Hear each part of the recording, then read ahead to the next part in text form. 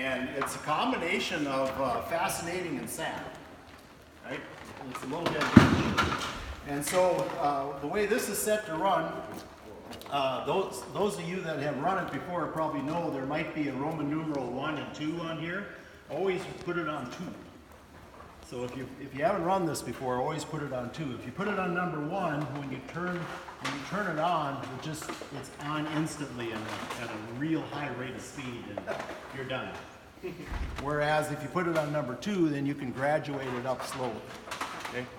And so what we want to do is illustrate a couple things. First of all, we should be able to stop this erosion by ridging, right? That was your cue, right? Yes. We've tried a lot. We've tried to do that a lot of times. So, and I think we've had some practices over the years like ridge roughening and those type environments. So I'll just rough it up. So we probably won't have any erosion, right? This should do it. But we'll see. So we got some ridges in there. And so sand, silt, and clay, which one holds our nutrient out of that mineral? Sand, silt, and clay. You know, typically the clay colloid is microscopic and it's going to hold our nutrient. And so the concept here is when I turn the wind on, I want you to be watching the white sheet and see if you can see the transfer occur. Again, they're microscopic. So eventually you'll start to see some darkening on this white sheet. Depending on how old your eyes are, you may or may not actually see the transfer. When we can see it in the air, the most nutrient-rich part left earlier, right? Because now you can finally see. There's enough of it where you can finally see it, okay? And so it's going to be a little bit like that. So I'm going to ramp this up in miles per hour. I'll try to start real low. It'll probably kick in around 2 or 3. And then when will we see some darkening on this sheet? Anyone? Early. Give me a mile an hour. 7. 7. Dennis says 7. 2. 2. Anyone else? This is a bare field. This is a bare field. I have no cover on it, so it's going to be worst case scenario. Okay? Bare field. So we got 2 and 7. I'll put a little bit of PAM on here just to help catch those particles. And then the way erosion is going to work with saltation, eventually we'll have particle hit a particle, hit a particle, and then start to dislodge. Okay? And then we'll start to catch some of the heavier ones here on this sticky paper. And then eventually we'll start to accumulate something over there as well. So I'm just going to set that over there. And I'll see if I can, I got a little wind meter. If I put my glasses on, it actually says miles per hour this time. Noise is good. Okay, so I'm just going to ramp it up a little bit. There's a variable speed on here.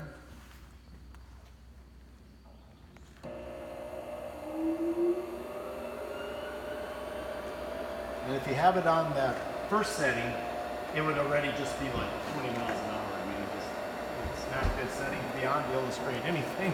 But this one's less. Okay, so. Okay. I thought I was a little lower. I'm already just about at 7 miles an hour. So we went past 2, sorry, even on this setting. So we're at about 6.5 to 7 miles an hour. So anybody see anything occurring yet? When you look on the top of the pan, do you see anything? We pretty stable yet? Okay. If I keep talking long enough and I don't even touch the controller, it's probably going to slowly get a little darker, even though, because at 7 miles an hour, we'll probably get a little bit of movement. Okay, I'm just going to give it another touch.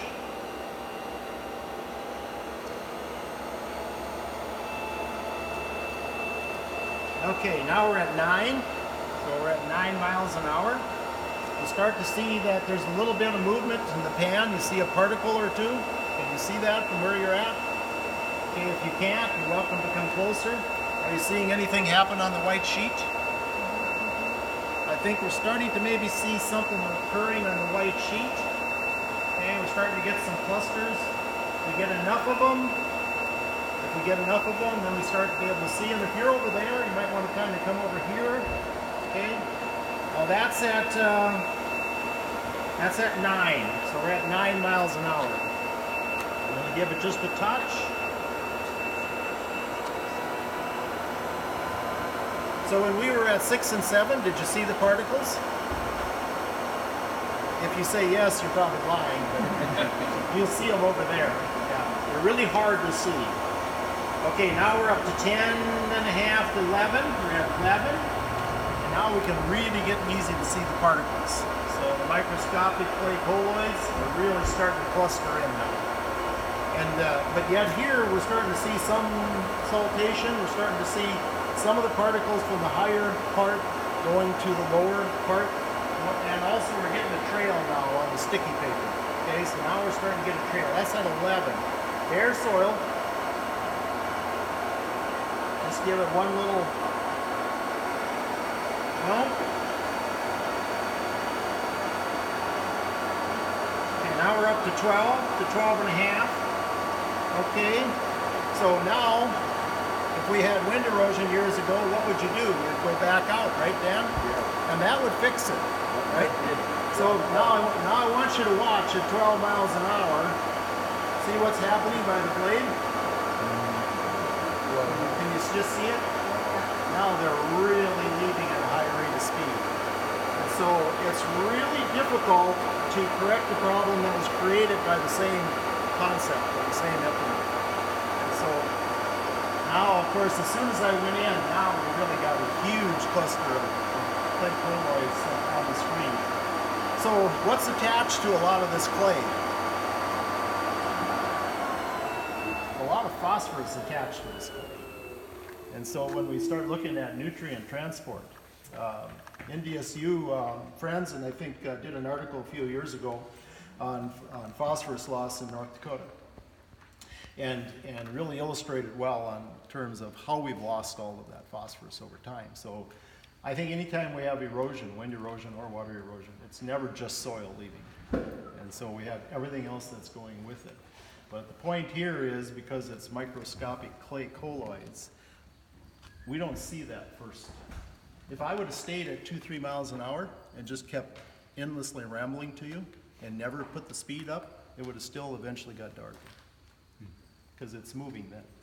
But we can't, too microscopic, we can't focus in and see that. And so, I don't know, ever have wind erosion in South Dakota? Maybe it's just a North Dakota thing. We used to. Oh, you used to. Good answer. Good answer. Because it's a really devastating, it's a devastating item. Now we just have a lot of North Dakota phosphorus. Yeah. Well, you've done well then. So, thoughts, concepts, questions? Anyone experience this? Anyone experience that's willing to admit that? We used to do it all the time. And just exactly what you said, Jay. I mean, we'd have fallow, and our big deal was after a big rain, you had to get out there and work it. Hopefully it got before it blew, but it was going to blow. I mean, so I didn't realize what was happening, but we've lost a tremendous amount of soil structure and soil phosphorus and stuff with the wind erosion. On the way over here, I noticed all these prevent plant fields. They remind me of the old summer fallow days. You know, they've been worked, but they're still weeds. So obviously, they're building up resistance to tillage. I mean, But Well, tillage never did kill all the weeds. never did. That was the biggest lie ever. But though, if you haven't seen these things, and I don't know, maybe this is only a North Dakota thing again, but the fence on a fence, there's a lot of those. And it's kind of a hidden thing on some of these barriers. But you look at the field boundaries, folks, they're always higher than the rest of the field. And that's a huge thing for over time. And if you look at it enough, you'll see the slopes out there. absolutely. And you can actually dig up some of these fences on the fence, and it's pretty crazy. My dad had me take down a fence between two cropland fields, and this was in the 60s. And I was taking this fence down. I was in high school, and I rolled up the wire, and at noon, my dad said, "How are you coming on it?" And I said, "Well, I got the wire rolled up and started on the posts." Well, he said, "Did you roll up all 3 wires?" And I said, "Well, I only saw 2. But he said, "Yeah," he said, "there's a 3rd one there." He said, "You'll find it when you start pulling the posts up." And so, yeah, that's a lot of material. Yeah. And that's just what got caught. Yeah. A lot of it kept Yeah, going. yeah. a lot of it went to Iowa or someplace. And so we have that whole scenario. If you get a chance to do this, a lot of times I like to do this with 2 pans.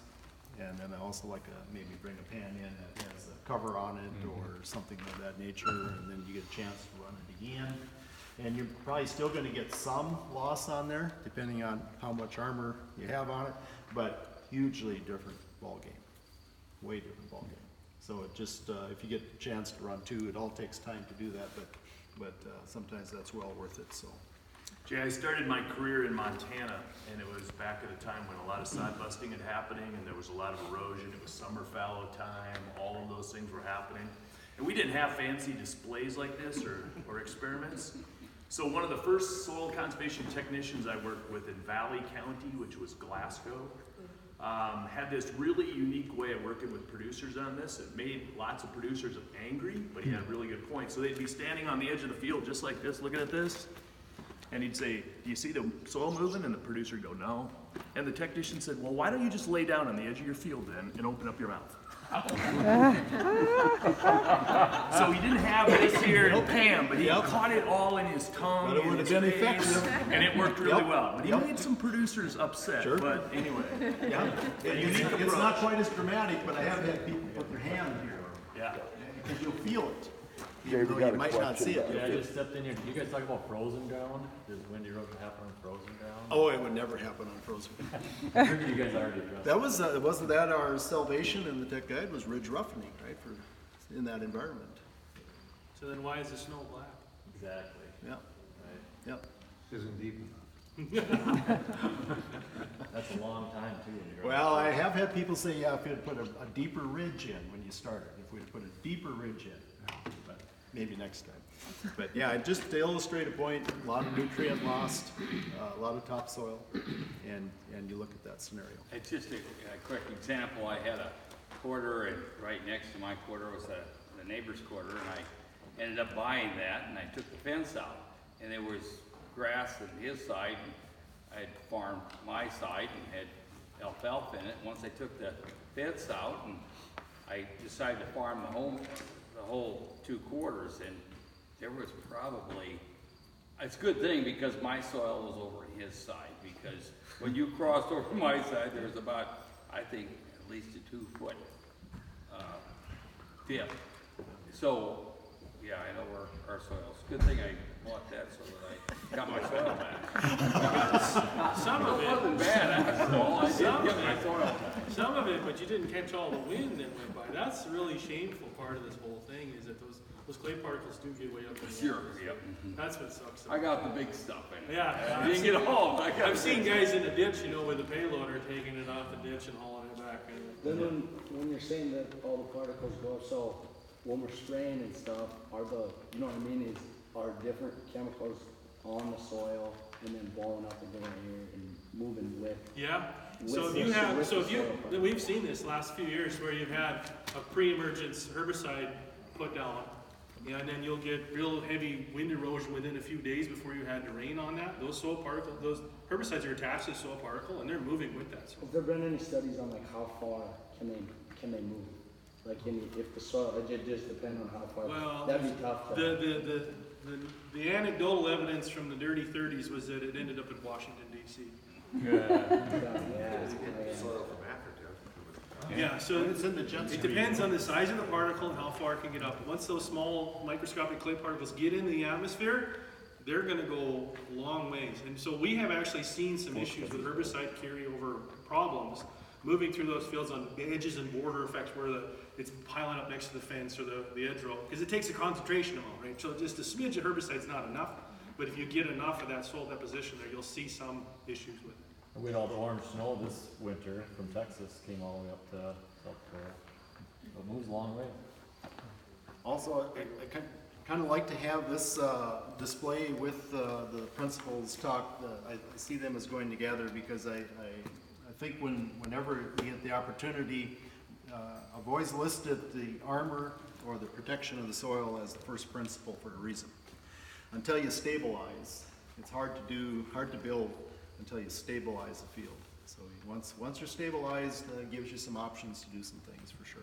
But that can happen quickly too, by planting a cover or something Exactly. on that. to get that off. Opportunities. So, if you're not onto the no-till bandwagon yet, that's okay, because you can make some of this happen. You don't have to go all the way 110 miles an hour. Getting that ground covered, especially with a green growing rep, it makes a huge difference. Green plant fixes a lot of things. Yeah. Last questions? Where's the organic matter? Is that attached to anything like the glycolate? You're gonna be losing some carbon as well. What color is coal? Black. Black. So the dark color of our soils is actually related to that carbon and that organic matter part. Yeah, it's never just soil. Great question. Okay.